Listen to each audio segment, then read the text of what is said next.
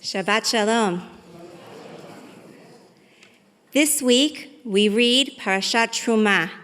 Truma, in modern Hebrew, means a donation, but its root is rom, to raise up. As we just chanted, Romemu Adonai Eloheinu in the Kabbalat Shabbat. Let's exalt our God. The experience of donating from the heart is elevating. And what is donated in our parasha? The materials needed to build the Mishkan, the portable sanctuary in the desert. Utchelet v'argaman v'tolat shani v'shesh v'izim. Blue, purple, and crimson yarns, fine linen, goat's hair, tanned ram skins, dolphin skins, and acacia wood, oil for lighting, spices for the anointing oil and for the aromatic incense, lapis lazuli, and other stones for setting, for the ephod and for the breastpiece, va'asuli mikdash v'shachanti betocham, and let them make me a sanctuary that I may dwell among them. How these recent slaves had this wealth of materials to donate is the subject of much commentary. But what is clear is that their contributions would transform at the hands of the Israelites' greatest artist and artisan, Bezalel, into religious artifacts that would symbolize God's proximity, enabling God to dwell among them. Allow me to take you on a tour of what Bezalel fashioned with these donations. They shall make an ark of acacia wood, 2.5 cubits long, 1.5 cubits wide, and 1.5 cubits high.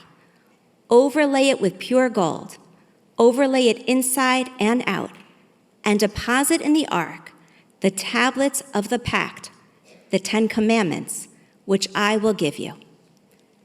These are the instructions for building the Ark of the Covenant. And if you look behind me, you see our own ark. This ark no longer holds the tablets of the 10 Commandments. Those have been lost over time. But it holds our Torahs and a central and significant place in the architecture of this sanctuary. This sanctuary is designed not based on 20th century plans, but on plans that are more than 3,200 years old. Our ark isn't the only artifact from this Torah portion that graces this bima. You shall make a lampstand of pure gold. The lampstand shall be made of hammered work.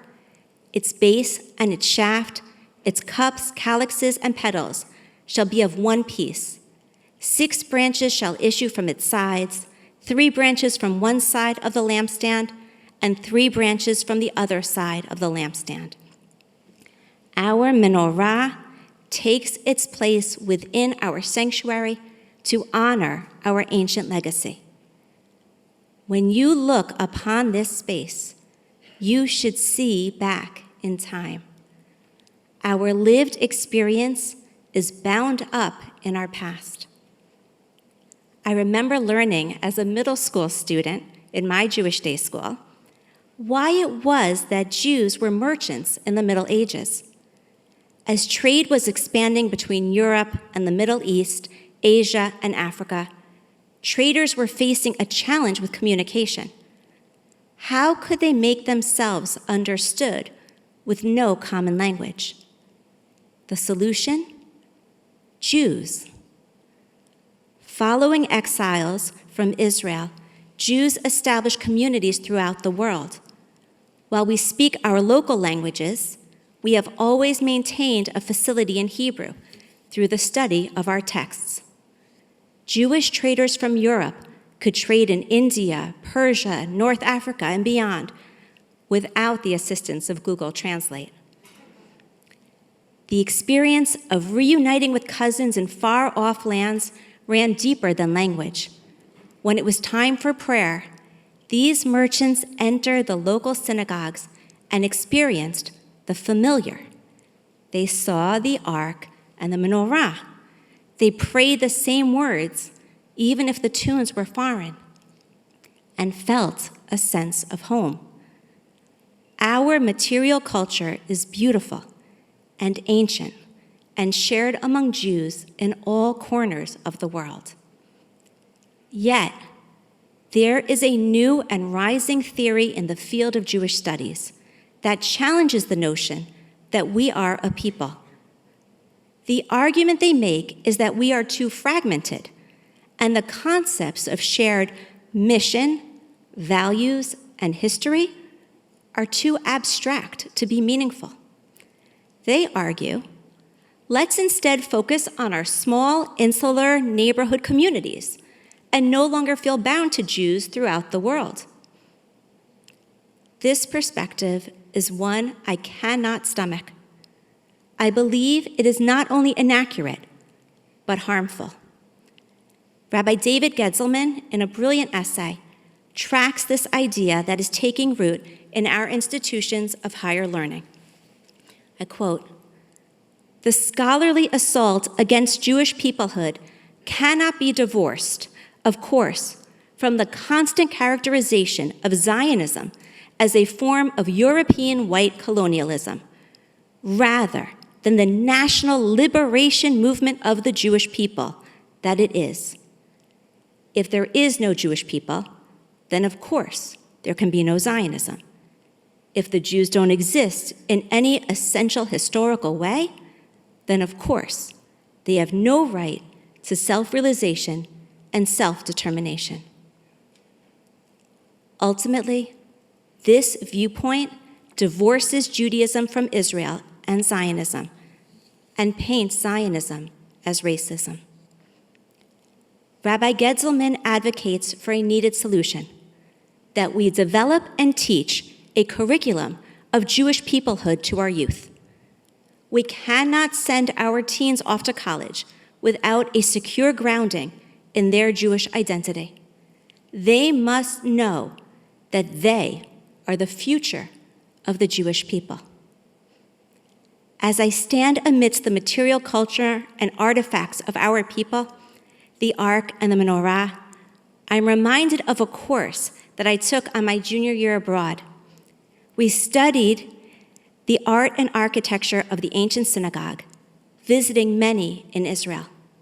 Each mosaic and fresco we observed included these elements, the menorah and the ark. We were bound to our people throughout time. When I travel with my family, we visit synagogues on Shabbat. In Madrid, we went to the main synagogue, Beth Jacob.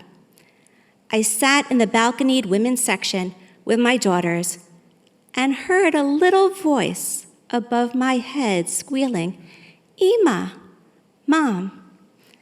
I looked up to find my 6-year-old son's curls dangling off a balcony 20 feet above my head. Putting aside my fear of him falling or wondering how he found his way up there, I chuckled. This was déjà vu. 1 year earlier, in the main synagogue of Vienna, while sitting in the women's balcony, Jacob had called to me from the balcony over my head. What was this curious boy doing? He was learning the architecture of synagogues. He was discovering what was familiar and strange. He was making a home for himself in these foreign lands. He was learning the meaning of Jewish peoplehood. In Parashat Trumah, the Ark of the Covenant is decorated on top with 2 cherubs. They face each other with wings outstretched and touching. The Netziv, Rabbi Naftali Tzvi Yehuda Berlin, the 19th century head of the famed Volozhin Yeshiva in today's Belarus, wonders about the role of the angels. He explains that they are locked in an eternal gaze with one another. This is the look of love. Love that our ancient tradition and material culture claim for us as a people. We are bound to our God, to our Torah, to Israel, and to one another. We are the Jewish people.